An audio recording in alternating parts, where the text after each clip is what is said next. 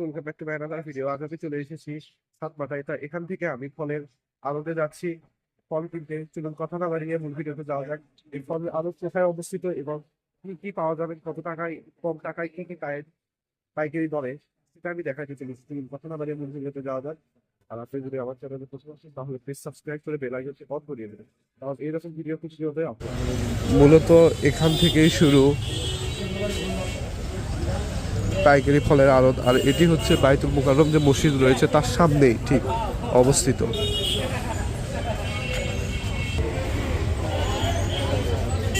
এই তো দেখুন সকালবেলা কত ধরনের ফল এসেছে।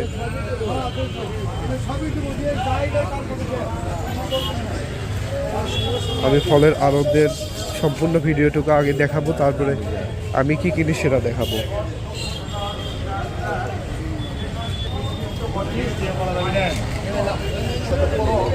এখানে বস্তায় বস্তায় ফল এসেছে।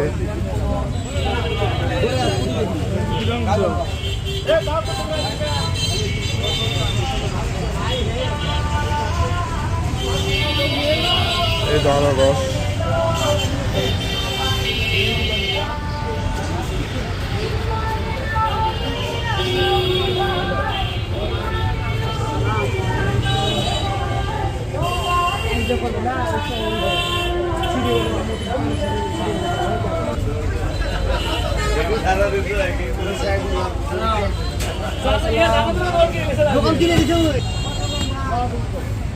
এখানে দেখুন কত ধরনের শৌখিন শৌখিন ফল।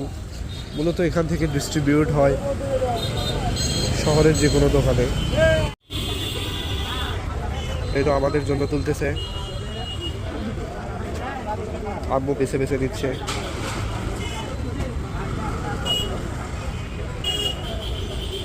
শহরের সব শৌখিন শৌখিন ফল মূলত এই পাইকারি দোকানগুলোতে পাওয়া যায়।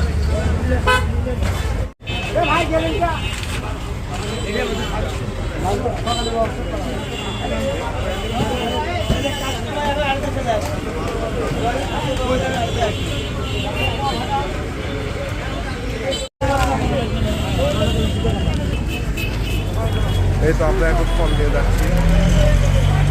তো এই ছিল আজকের ভিডিও। আপনার কাছে কেমন লেগেছে নিচে কমেন্ট করে জানাবেন। মূলত এরকম ডেইলি ভিডিওগুলো আমি প্রতিনিয়ত আপলোড দিয়ে থাকি। এই তো আমি এখন সাতমাথা ঘুরতেছি।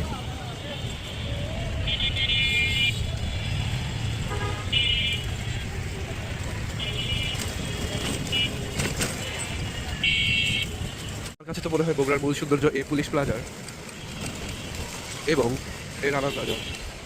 আপনাদের কাছেও কি এই কথাই মনে হয়? তাহলে নিচে কমেন্ট করে জানাবেন। দেখুন ঈদ উপলক্ষে কত সুন্দর করে ডেকোরেট করছে।